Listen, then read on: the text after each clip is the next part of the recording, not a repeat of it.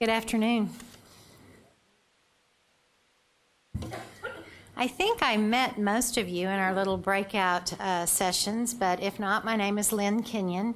I work in the Grants and Special Programs Office here at the Coordinating Board. And what I'm going to be going over today is just some general information about what we do on a daily basis in Grants and Special Programs, and to give you a little bit of information, because I doubt you are the ones that actually deal with working with the financial aid programs on your campuses. So I thought I'd go over a little bit about the financial aid programs that we have a major role in administering here in the state of Texas.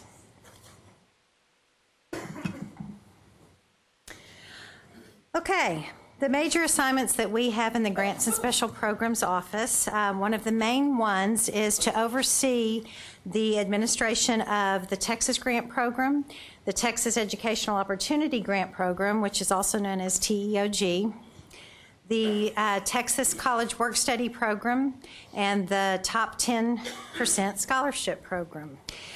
In our administration of these programs, or overseeing the administration of these programs, one of the things that we do is we receive the appropriation from the legislature on a biennium basis, and then we determine how much can be allocated to eligible institutions like your community colleges to spend in these particular financial aid programs. Once we let you know how much is allocated for you to spend in these programs, it is then your financial aid office's responsibility to determine which students at your institution meet the eligibility requirements for these programs and actually make the awards and then disperse the money to these students. Once the money is dispersed, then your institution requests the actual funding from our office. We then work with our business office and with the state comptroller's office to make sure that that money gets on your campus so that you can pay those students or reimburse you for paying those students. We also act as a resource for these programs. Financial aid offices on a regular basis call us for information about the various rules, about the statutes that govern these programs, to get information to make sure that they're processing those awards correctly on their campuses. We also provide a lot of training to the financial aid office staff through various sources. We hold workshops here at the coordinating board. Those workshops are also webcast so that those institutions that are unable to actually come here to participate in the workshops, they can view those workshops via webcast. We have webinars that we make available over the various programs that we help to administer. We also participate in a regional training sessions. It's a collaborative effort that we participate in with the Texas Association of Student Financial Aid Administrators and Texas Guarantee Student Loan Corporation, where we go out at the regional level and provide training out at the various regions, and we're going to be doing 7 of those regional training sessions beginning in December through, I believe it's the first part of March. So there will be a regional training session somewhere close to your campuses that your financial aid office staff can go to hear some information about not only the state programs but federal updates, etc. So we'll be doing that as well. We also act as a resource and provide training to not only your financial aid office staff, but we also act as a resource to your registrar's office and your admissions office staff concerning residency determination. As you know, residency determination is important in determining how much the student pays in tuition, if they're going to be paying the resident rates or the non-resident rates. It's also important in the determination of financial aid eligibility for the programs that we administer. So we help provide training to those to admissions office and registrar's office. In fact, that's where my boss is today, and why she's not here presenting is because she's in the Dallas area providing residency training at the TACRO conference. We also provide training to your business offices concerning the exemption and waiver programs, and we act as a resource there as well. The third major assignment that we have in the Grants and Special Programs Office is to collect data, and we collect a lot of data through various reports, through program reports, through the financial aid database report that I believe y'all talked about yesterday. And we collect that data so that we can then provide information to, say, the Texas legislature, to other people who may have interest in receiving that data and that information. A little bit about the state programs that we administer, because again, I know that you don't work with these programs on a daily basis, and we have had several questions about some of the requirements for eligibility for these particular programs. The Texas Grant Program. Just to give you a little bit of information about it. In order for a student to receive monies through the Texas Grant Program, they have to qualify first for an initial award through the program. They can receive an initial award as an entering undergraduate student at your institution. They must be a Texas resident. They have to have completed a college prep curriculum in high school, like the recommended high school curriculum or the distinguished tech achievement curriculum in high school. They have to enroll at least 3/4 time when they do enroll at your institution, and they have to show that they have a need, which is determined by your financial aid office. To get a renewal award, once they've received an initial award to continue in the program as a renewal student, they have to, after the first year as an initial student, they have to meet your institution's satisfactory academic progress policy. After the first renewal year, they then have to maintain a 2.5 GPA. They have to complete at least 24 semester credit hours in the prior year to get it in the second renewal year. And then they have to complete 75% of the hours that they attempt the prior year successfully. The TEOG program is very similar to the Texas Grant Program. Few minor little changes. To get an initial award through the TEOG program, they also have to be an entering undergraduate student, also have to be a Texas resident. They have to only enroll in half-time. They don't have to be 3/4 time like Texas Grant. They only have to be a half-time student in order to get a TEOG. And they have to demonstrate that they have a financial need. You'll see that one of the main differences in the Texas Grant and the TEOG program is that on the Texas Grant program, they had to have completed a college prep curriculum. In the TEOG program, they do not have to complete a college prep program, so that's one of the differences. Another thing about TEOG is prior to the last legislative session, a student could not receive a TEOG if they were eligible for a Texas grant. They didn't have to receive a Texas grant, they just couldn't be eligible for a Texas grant.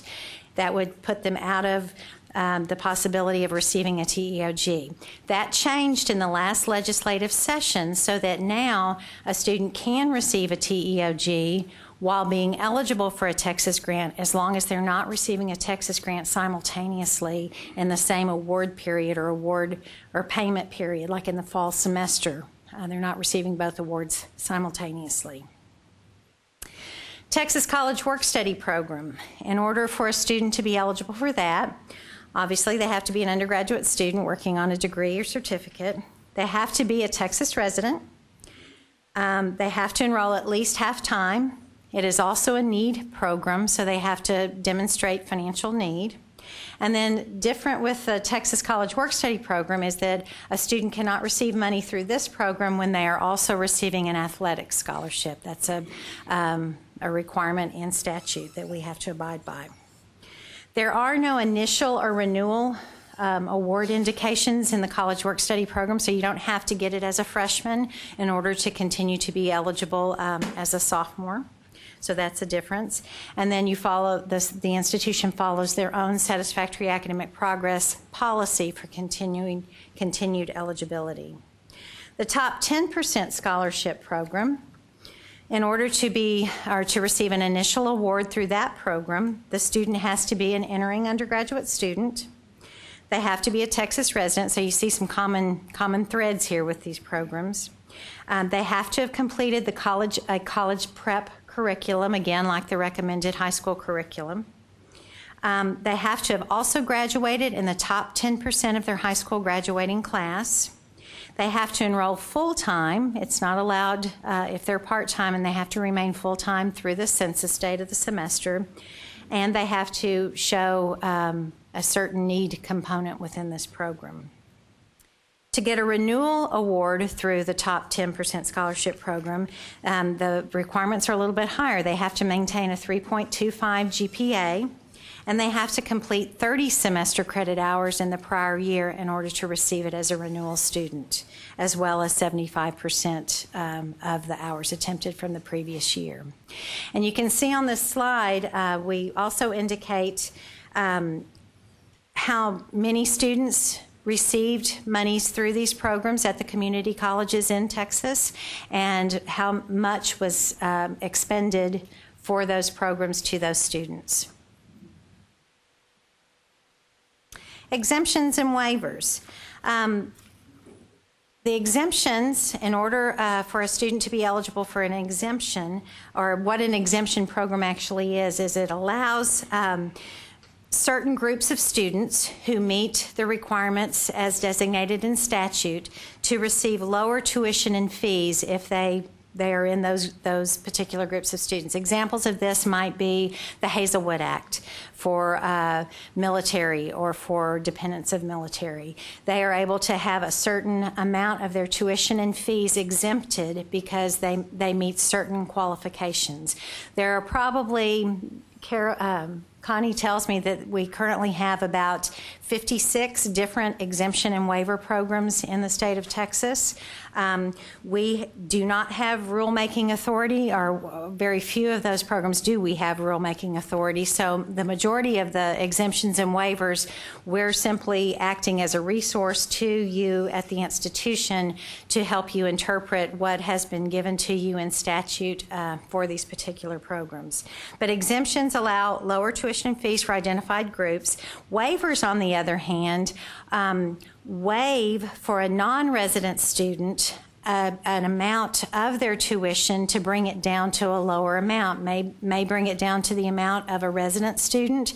It may just bring it down a little bit, not quite that far, but that's the difference in what an exemption is and a waiver is, that an exemption exempts tuition and fees for certain categories or groups of students that meet certain qualifications, and a waiver waives the tuition for a non-resident student to a lower amount, maybe as much as to what a resident student pays. Another big difference with the exemption and waiver programs, unlike the other programs that I spoke about, like Texas Grant and TEOG, is that with Texas Grant and TEOG, as I said, we have allocations that come from the appropriations that the legislature gives us. And then we give that money to you at the institutional level, and you spend that money for your eligible students. Exemptions and waivers, on the other hand, unfortunately, when you exempt or you waive the tuition and fees for students that qualify, you absorb the cost at the institutional level. And I'm probably preaching to the choir here, but you're very well aware of that difference in the programs. And you can see on this slide, making sure it's on the slide, the number of students that qualified for exemptions and waivers at the community colleges, and then the dollar amount that was exempted or waived at the institutions. And very quickly, just in case you need to get in touch with our office or with me to ask questions, these are some resources that are available to you. The first one is a general email address for our office, just for any type of question, and it will then be routed to the person in our office that can best help you and answer the questions that you need to have answered.